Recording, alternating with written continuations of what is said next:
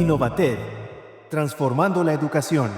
Bienvenidas y bienvenidos a Innovated, transformando la educación. Soy Beatriz Palacios y este episodio en particular es muy especial para nosotros porque representa el cierre de nuestra primera temporada de Innovated.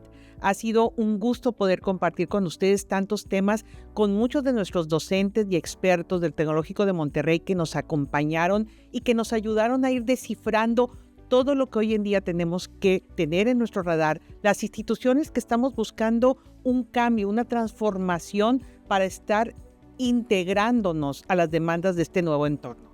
En especial para instituciones de educación de todos los niveles que estamos tan interesados para seguir aportando en esta transformación de todos los entornos que nos rodean. Bienvenidos nuevamente a seguir entendiendo qué fue lo que aprendimos en esta temporada, qué recomendaciones obtuvimos en esta temporada. Este primer bloque está dedicado a ver algunas de las recomendaciones importantes en temas tanto de calidad académica, de recurso humano, de temas de cultura, de temas de investigación y de muchos otros que nuestros expertos nos ayudaron a ir descifrando para ver qué hacer para la transformación en nuestras instituciones educativas. Yo creo que la presión, al menos así la siento yo, no viene ni de los directivos, ni quizá de los padres, sino más bien la presión es como, o al menos la que yo siento, es de un compromiso. ¿A qué me refiero? La evolución de la tecnología está siendo demasiado rápida. Las preferencias de nuestros estudiantes están cambiando igual o más rápido que la tecnología. Entonces, tenemos una presión importante de cambiar la forma en que enseñamos porque tenemos estudiantes diferentes, con necesidades y capacidades diferentes. Entonces, la presión es esta evolución de poder llegar a transformar y a lograr ese aprendizaje, aún con este cambio de generaciones, ¿no? Porque eso nos obliga a nosotros como profesores a prepararnos más cada día. Y otra presión que me parece muy importante es que nosotros tenemos el compromiso de egresar estudiantes con ciertas competencias.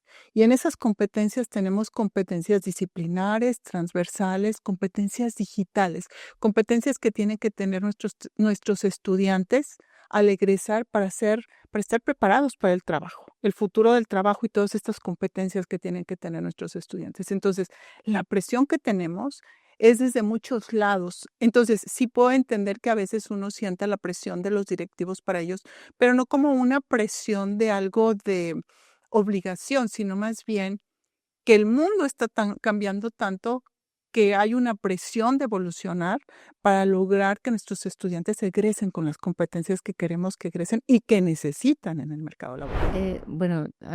Yo admiro mucho a los docentes porque en esta época, con tantas tecnologías, con tanta presión por que integren tecnología, han salido adelante. Ellos, dado su expertise en la disciplina, su expertise académico, también tienen esa habilidad, como comentaba Maribel, la verdad son los principales impulsores de la transformación educativa en sus cursos.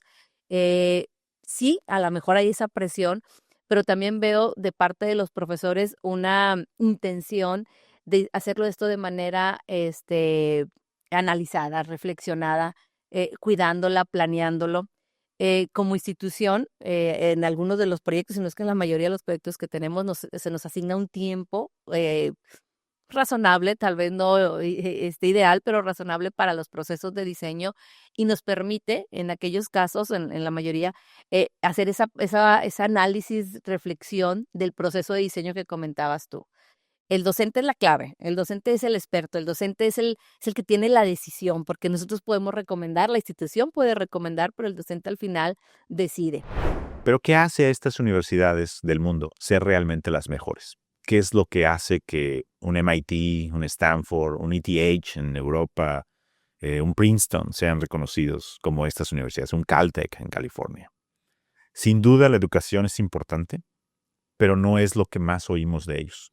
Lo que más oímos de ellos es esta investigación que hacen, esta innovación, este emprendimiento, transformar lo que hacen hacia la sociedad. Y ese es el secreto, diría yo, de la secret sauce que estamos siguiendo, ¿no? Porque la educación de excelencia ya la tenemos y la hemos tenido por muchos, muchos años. Lo que estamos tratando de hacer es dar ese paso a incorporar toda esta investigación en nuestro día a día, todo nuestro ecosistema que tenemos y hacer que sea visible, hacer que el mundo lo reconozca y lo vea. ¿Por qué? Porque trae muchos beneficios. Nos atrae talento, tanto de estudiantes como de profesores, y es un círculo virtuoso. Entre mejor talento tienes, más cosas haces de interés, más cosas interesantes para el mundo. Y eventualmente todo esto se transfiere a la sociedad. Entonces esas son cosas creo que son vitales que una universidad como nosotros tenemos que hacer y aspirar y estamos trabajando para llegar allá. Sí, entonces yo creo que un buen diseño de un plan de evaluación conlleva pensar qué es imprescindible que yo observe y que yo califique. Porque como decía, una cosa es evaluar, otra cosa es calificar. Puedo observar algo y simplemente dar retroalimentación sin que eso sea una calificación. Y pensar muy bien cuáles van a ser mis tiempos para hacer eso, ¿sí? Hay instrumentos que dejamos de usar, exámenes orales dejamos de usar rúbricas de observación del trabajo del estudiante en clase. Y luego nos vamos acotando a un número muy limitado de estrategias. Y por último, lo que comento es que tampoco dedicamos tiempo a enseñar al estudiante a que sea el protagónico en ese proceso. Porque el estudiante también tiene que estar consciente de lo que tiene que desarrollar.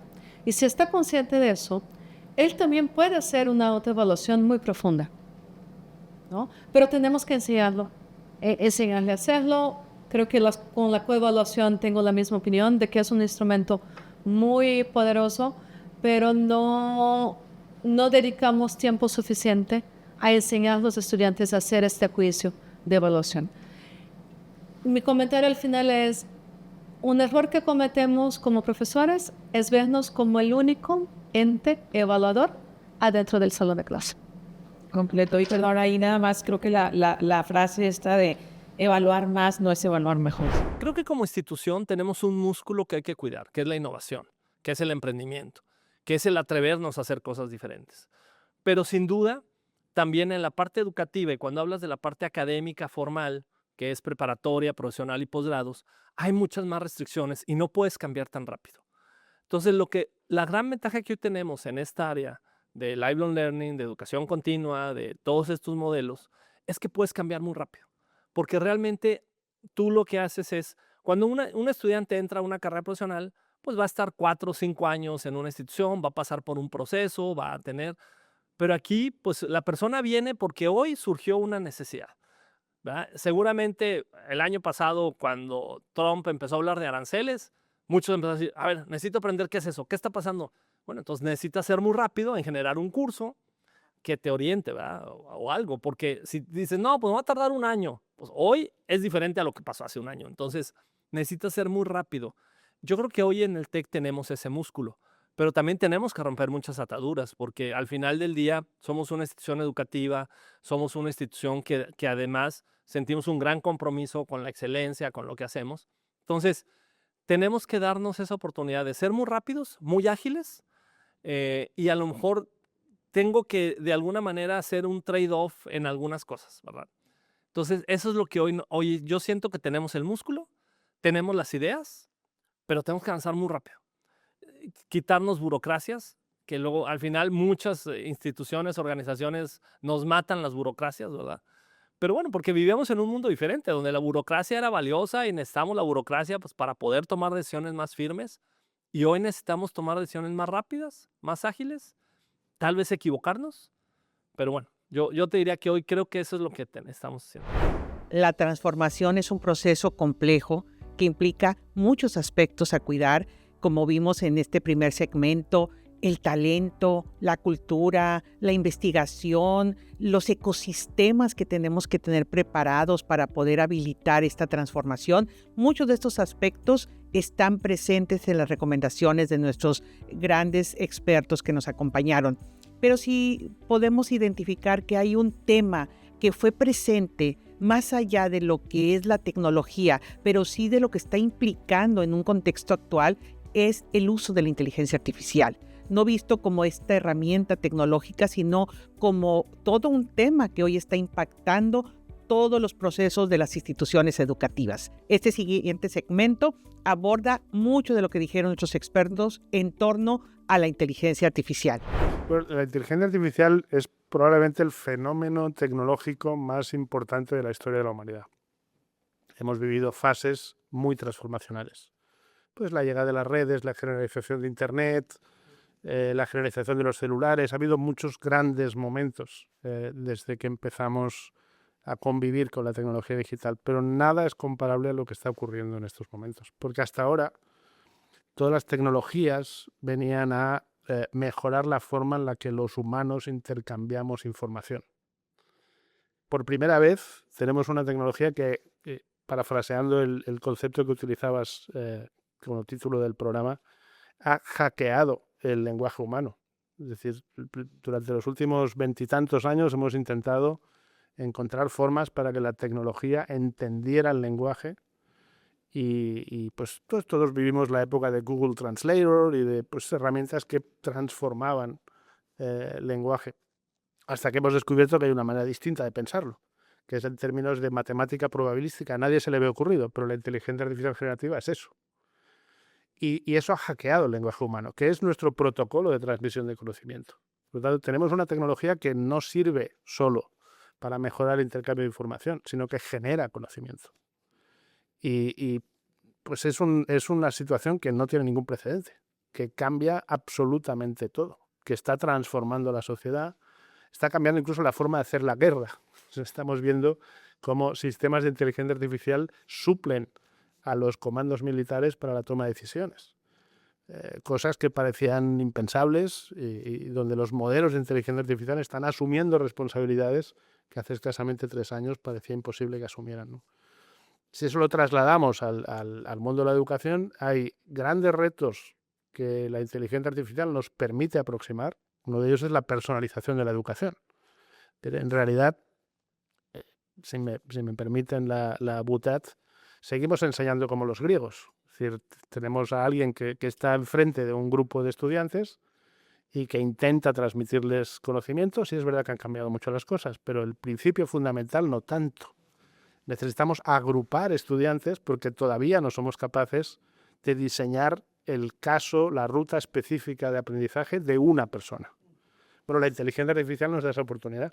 Nos da la oportunidad de perfilar cuál es el perfil cognitivo, cuáles son las capacidades cognitivas de una persona para adaptar el proceso. Si nuestra máxima es mejorar el proceso de aprendizaje, la mejor manera es adaptarlo a las capacidades que tiene cada persona. Esa es la grandísima oportunidad en AI. Los retos son muchísimos y la IA tiene riesgos enormes que tenemos que ver cómo mitigar con gobernanza, ¿no? Inicia con una actividad nada más. Por decir un ejemplo, este semestre me va a tocar a mí dar una clase que nunca he dado, que es clase de diseño de experimentos. Conozco el tema, pero nunca lo he dado. ¿Qué es lo que voy a hacer? Una actividad a la vez. Voy a tomar una actividad, pero ese diseño de la actividad lo voy a hacer desde el origen de la parte pedagógica. Es decir, ¿qué es lo que yo quiero lograr este día en mi sesión? Que el alumno obtenga qué es lo que yo quiero obtener ese día. Y eso me hace a mí hacer una parte retrospectiva para tratar de entender qué es lo que yo quiero que mi alumno obtenga. Y a partir de esa pregunta que yo me estoy haciendo humano, no la inteligencia artificial, entonces uso la inteligencia artificial como herramienta para que me ayude a desarrollar, pero una actividad a la vez. No tratemos de arreglarlo porque no es posible y lo que va a pasar nada más es que nos vamos a frustrar. Y si nos vamos a los líderes, pues decirles a los líderes que los profesores están haciendo lo más que pueden con lo que tienen. Entonces, una actividad a la vez nada más. Perfecto. Quisiera Sí, agregar Ana una Kat- cosa y me voy a regresar un poquito a lo que mencionabas hace unas preguntas, que tiene que ver también con ese recordar que estamos formando, ¿no? Parte de este miedo es precisamente que nos puedan suplir o que el alumno le pueda preguntar a la inteligencia artificial, y es una realidad. Y es una realidad que puede identificar al momento de preguntarle cosas que nosotros no habíamos considerado. y yo creo que aquí también es el tema de, primero, tomar en cuenta que lo que nosotros queremos hacer con nuestros alumnos va más allá de entregar conocimiento, como decía el profesor. O sea, estamos formando, estamos diseñando actividades, pero además nosotros estamos percibiendo no solo ideas, conceptos, sino que nuestros sentidos también están captando una serie de comportamientos, actitudes de nuestros alumnos que también les tenemos que formar, ¿verdad? Porque es nuestro rol. Y como humanos, pues convivimos, socializamos, pero además aportamos a la vida de la otra persona, ¿no? Entonces, yo lo que creo que es súper, súper importante que tomemos en cuenta al momento de entrar en ese mundo, creo que pues muchos hemos entrado a lo mejor de casualidad o porque nos dijeron o porque hemos encontrado, alguien nos dio el tip, ¿verdad? Hasta cosas de la vida cotidiana, ¿verdad? ¿Por qué no le preguntas una receta al chat GPT? Digo, cosas de ese estilo, ¿no? Em, pero yo creo que al momento de plantearnos cómo usarlo para mi clase, yo creo que hay que partir primero de esa seguridad, de que mi rol va más allá de transmitir un conocimiento. Sí, mira, yo lo veo como crear una estrategia integral, ¿verdad? O sea, se puede contratar la mejor tecnología del mundo, pero si no se tiene esa estrategia en donde tú, primero que nada, sepas exactamente el objetivo de lo que quieres lograr, cuál es el propósito educativo que estás buscando, hacia dónde vas a, llegamos a hacer como la meta de, en este caso, si vas a aplicar aprendizaje adaptativo, es muy importante tenerlo claro. Es muy importante tener también el modelo pedagógico o el modelo, digamos, también de la dinámica de contenidos, como ahorita decía Delia. Oye, pues, ¿cómo le hago para estructurar esos contenidos que verdaderamente sean, relevantes, que verdaderamente además cubran distintos, estilos de aprendizaje, que le den al estudiante la posibilidad o la autonomía de decidir y también adaptar qué tipo también digamos, de contenido quiere o entiende mejor de acuerdo a su estilo de aprendizaje? Eh, entonces, una parte importante es, la selección del objetivo, la selección del modelo educativo, viendo también otra parte que cuál va a ser el rol del profesor. Ahorita decía Dele, yo lo aplico con aprendizaje invertido, ¿verdad? Nos decías ahorita que es una estrategia, importante. Este, ¿Cuál va a ser el rol del estudiante? ¿Cómo queremos que viva esta, pues, la estrategia en sí que le estamos poniendo sobre la mesa? Y yo creo que son, también, por ejemplo, en el tema de los contenidos y del armado de los contenidos, por ejemplo, ahorita platicaba, Delia, de los módulos adaptativos. Esos módulos, pues, fueron construidos con microlearning, por ejemplo, fueron construidos, pensando también, pues, tomando en cuenta, los diferentes estilos de aprendizaje que tienen los estudiantes. Entonces, bueno, eso es todo. Y lo último sería también la tecnología adecuada. Ahorita Sadie nos hablaba de eso, y yo creo que es importante la selección de la tecnología. Pues fue pues, muy interesante porque a pesar de que somos una institución con un ADN muy tecnológico y muy de innovación, pues obviamente cambiar siempre es difícil y cambiar la forma en que hacemos las cosas y la forma en que nosotros como profesores impartimos fue complejo. En 2019 pues empezamos de los 10,000 profesores con 3,000 a desplegar este nuevo concepto de no la tecnología parte de la pedagogía, sino como algo inmerso. Y pues sí hubo una resistencia al cambio, pero se diseñó toda una estrategia de adopción y de change management, en el cual pues también los profesores veían a lo mejor a un futuro cercano una ventaja que apenas hoy día estamos viendo, la verdad. O sea, realmente el que utilicemos la tecnología a favor de tener esta información, apenas hoy con la inteligencia artificial estamos viendo que realmente podemos hacer realidad esta ventaja hacia nuestros docentes, estudiantes y mejorar el aprendizaje. Pero definitivamente tener un set de cultura digital en la institución sí fue importante, tener embajadores en cada una de las escuelas, para nosotros fue súper relevante, gente que estuviera convencida a través de los pilotos que hacíamos, que era realidad y que sí le facilitaba de alguna manera su trabajo, su labor, y que en un futuro cercano le podía llegar a potenciar el proceso de enseñanza a los profesores y el proceso de aprendizaje a los estudiantes. Entonces, fue establecer toda una estrategia de adopción y cambio y también de formación. en esta formación de cultura digital, que era lo mínimo en que teníamos que tener a los profesores con conocimiento. Y hoy día, pues la inteligencia artificial es, bueno, también lo quiero, ¿verdad? Entonces, pero ya teníamos una base de cultura establecida en la institución.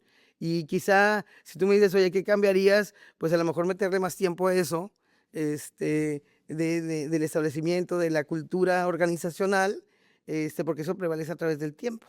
Entonces, hoy hemos ido a través de los años adoptando esa cultura y esa gestión del cambio, pero pues quizás si lo hubiéramos hecho desde un inicio, como lo hacemos hoy en día, hubiera sido mucho más sencillo.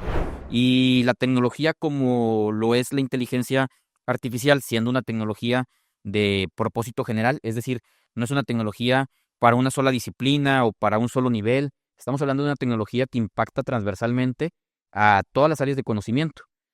Si lo comparáramos, por ejemplo, con Internet, en su momento nadie pensaba en vamos a enseñarle a los estudiantes a utilizar Internet en ingeniería o vamos a enseñarle al estudiante a utilizar Internet en negocios. Sin embargo, hoy en día lo vivimos así. ¿Qué sería el marketing? ¿Qué sería los negocios? ¿Qué sería la creación de valor dentro de instituciones de tecnología o de ingeniería sin el uso de Internet? Ni siquiera pensaríamos en poder trabajar ya de esa manera. Entonces, de una u otra manera, las personas, los estudiantes, cuando empezó a surgir el Internet, aprendieron a utilizar este tipo de tecnología. Pero hoy en día, la inteligencia artificial toma un rol en el que no solamente es una herramienta de comunicación para compartir o para hacer negocios. La inteligencia artificial tiene una cualidad muy específica que es hoy en día la capacidad de generar contenido que antes era algo que exclusivamente podía hacer el ser humano.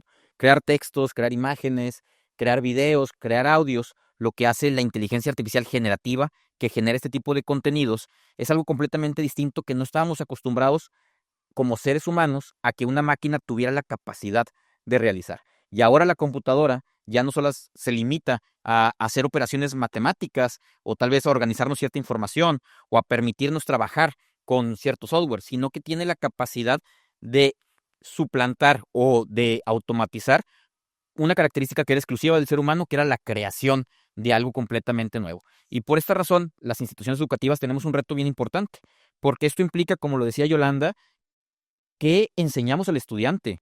¿Qué le debemos de enseñar hoy en día si la máquina es capaz de hacerlo? Pero también, ¿cómo podemos evaluar al estudiante que realmente ha desarrollado una competencia, ha adquirido un conocimiento, cuando sabemos que el estudiante tiene a su disposición, y así lo va a hacer, la inteligencia artificial a su disposición? Y tampoco podemos decir que esté mal el hecho de que la utilice, porque si cuando se gradúe el alumno no es capaz de utilizar esta tecnología, no va a ser competitivo. Entonces tenemos que vivir con el hecho, como bien lo decía Yolanda, de que el estudiante aprenda a utilizarla de manera estratégica, de manera adecuada, de manera ética. Y no hablamos a lo mejor de las herramientas que comercialmente todo el mundo conocemos, como ChatGPT, Gemini, Cloud, solamente las language models. No, en realidad la inteligencia artificial se está utilizando dentro ya de software especializado y para cuestiones específicas de cada una de los diferentes sectores. Y ahí es en donde cobra una relevancia sumamente importante para que las instituciones educativas ayudemos al estudiante a desarrollar esas capacidades de uso.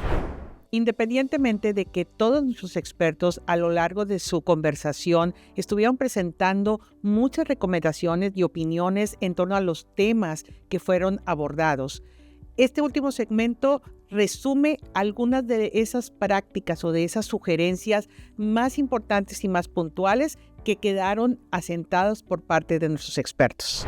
Bueno, voy a hablar un poquito desde el punto de vista no solamente de los colaboradores, pero también de los alumnos, ¿no? Yo me imagino las universidades como un punto de encuentro en donde el talento en general va a encontrar un espacio para seguir creciendo, para explorar y para, de alguna forma, sí adquirir conocimiento y también estar desarrollando habilidades, pero para juntos poder crear algo más. ¿Y por qué digo esto juntos? A ver, no solamente la veo como alumnos y profesores o profesoras, la veo también como un punto de encuentro donde deberían o deberíamos de incluir emprendedores, empresarios, cualquier tipo de actividad, no solamente económica, también de investigación, sean o no sean colaboradores de una institución. Puede haber proyectos multidisciplinarios, pero también proyectos con multifactores, con llamémosle, actores en el proceso, en donde estén conviviendo un alumno, un emprendedor y un profesor para generar una solución a un problema. ¿Por qué es interesante para los diferentes actores? Porque al final de cuentas lo que van a encontrar en una universidad es el talento y la colaboración para juntos solucionar pues, áreas de oportunidad, problemas o inventar las nuevas tecnologías, los nuevos procesos, nuevos productos. Yo creo que ahí es donde puede generar mucho valor la universidad y donde obviamente la investigación, los investigadores, ese desarrollo del conocimiento que va a poder pues transformar la sociedad. Así es como yo lo veo, claro, con mucha tecnología como un espacio de transmisión, de compartir y donde podemos utilizar la tecnología. Yo sí creo que va a ser mucho presencial, pero obviamente también a distancia. Pero pues vemos ahora, o sea, claro que a mí me encanta estar también conectado, es muy práctico y ahorras tiempo, pero no puedes lograr lo que